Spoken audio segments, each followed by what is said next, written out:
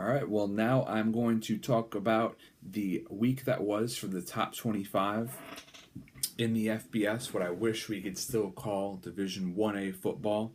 The action got started off, interestingly enough, on Thursday night at the start of the month of September as Tennessee took on Appalachian State, and the Vols trailed for 3 quarters. There was plenty of meltdown on Twitter, people just saying the sky is falling, the Vols are falling apart, how'd they get this ranking, all that. But, after trailing for most of the game, they were able to squeak out a 20-13 win, which they really needed ahead of the historic event that'll be the Battle of Bristol against the Virginia Tech Hokies at Bristol Motor Speedway, with about 150,000 people expected to be in attendance to break the record for most highly attended football game, college or pro.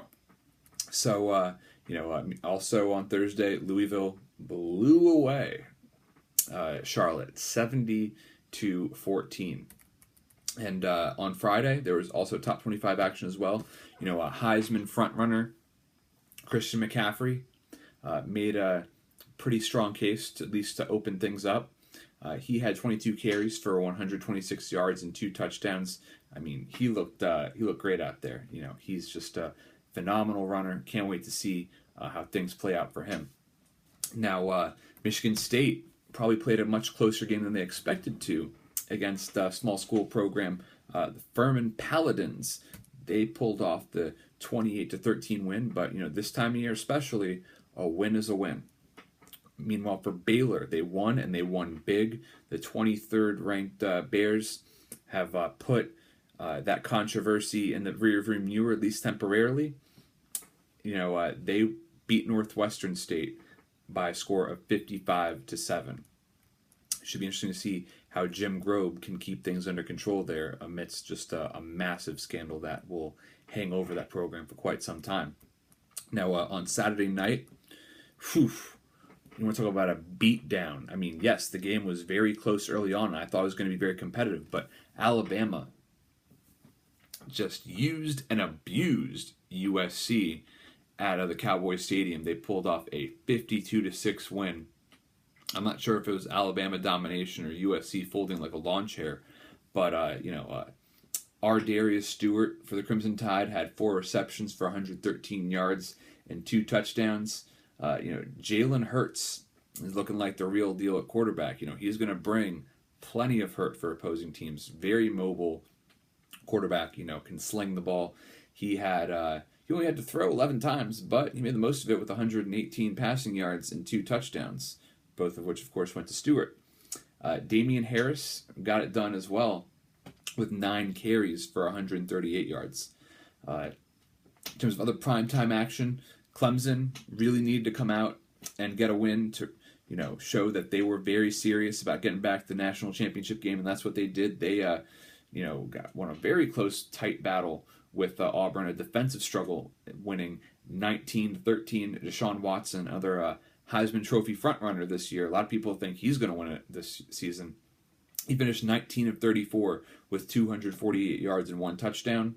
Now, Wayne Gallman is going to be a player to watch for the Tigers. He had 123 rushing yards and a touchdown.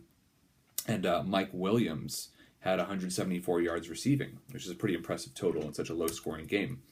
Now, I'd say perhaps the biggest surprise in the weekend, although I don't think it necessarily should be, is that Houston took down Oklahoma. Their first win over a top 5 foe since the 1980s.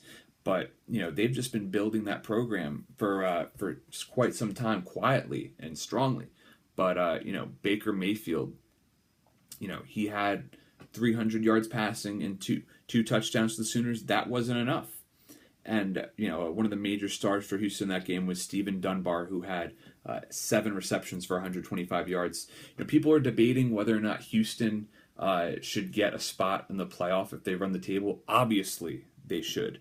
They're not going to be 4 other teams from the power conferences that are going to go undefeated, barring just a crazy, crazy turn of events happening, or just a lack of parity, if you will, in college football. It's just so hard to imagine that. So I think if Houston runs the table, there's no question they will be in the playoff picture.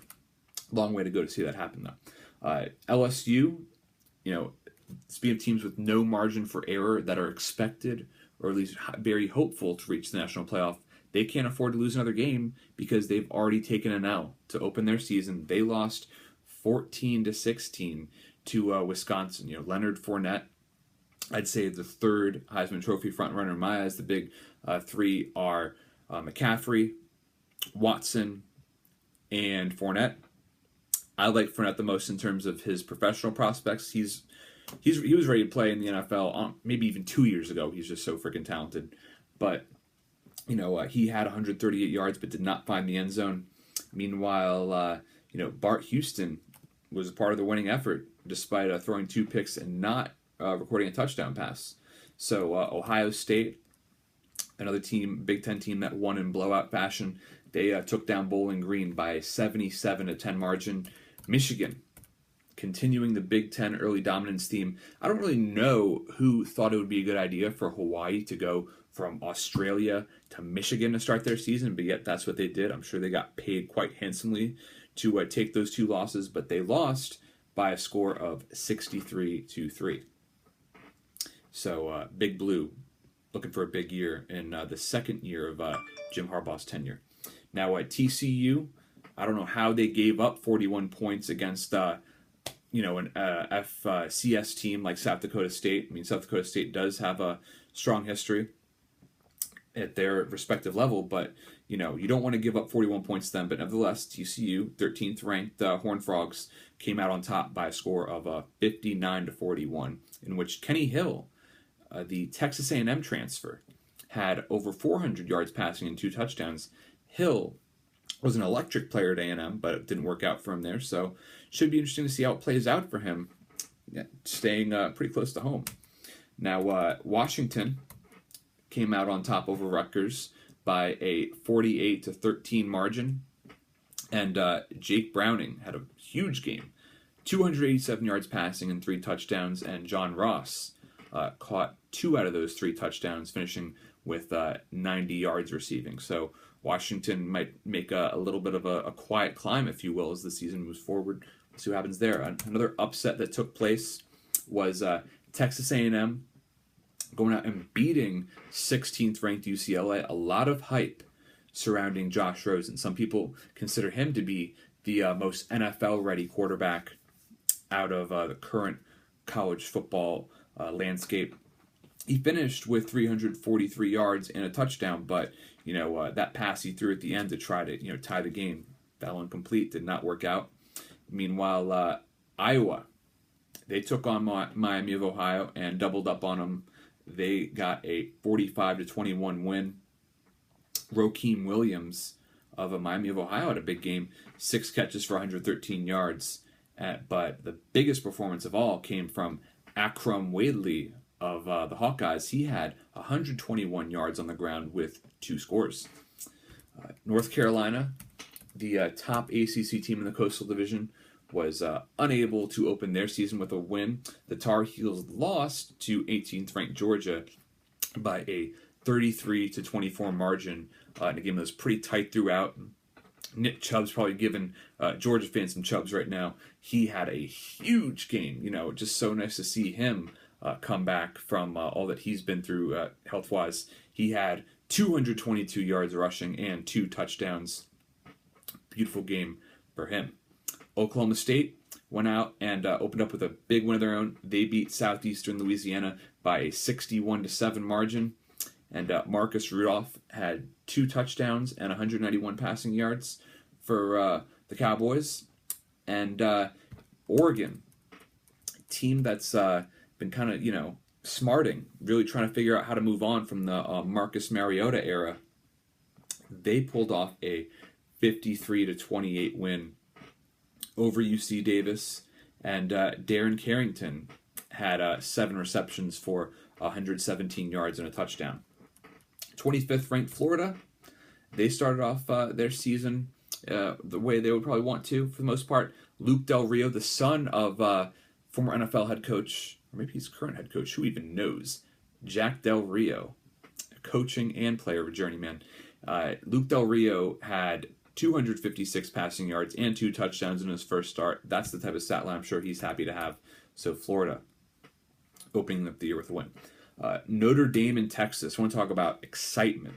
Wow, what a game! So much ties, so many changes of lead. It was an offensive party out there. If you like offense, you enjoyed this game. Shane Buechele or Bukele, I'm not even sure how you pronounce it, but man, first true freshman to start for Texas since I believe the 1960s. He had 280 yards and 2 touchdowns.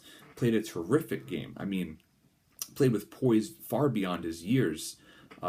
He needs to clearly be the starter in Texas, and the same thing can be said for Deshaun Kaiser. He was splitting reps at quarterback, but now he's been named the full-time starting quarterback for Notre Dame, and rightfully so. You know how the old saying goes, if you have 2 quarterbacks, you have no quarterbacks, and Kaiser gets the nod that he deserves, although Notre Dame, a team with no room for error now if they want to be in the national playoff picture with that loss. Florida State went out and hosted Ole Miss, and the Seminoles won a pretty exciting game by a 45-34 margin. Ole Miss, they had a big lead, but Florida State just became unstoppable on offense. DeAndre Francois is turning very quickly into one of the most exciting players in all of college football, throwing for over 400 yards and 2 touchdowns. And Dalvin Cook had almost 100 yards rushing. So, they could have a very balanced attack in Tallahassee. I have a pretty good feeling that Florida State will be in the thick of the things when it comes to contending for a spot in the national playoff. So, after a very exciting Monday night game and Sunday night game, really, they saved their best for last in the first weekend. This will be the first weekend of college football where there are no AP Top 25 teams facing each other since 2012, but I nonetheless look forward to walking you through the action of Week 2.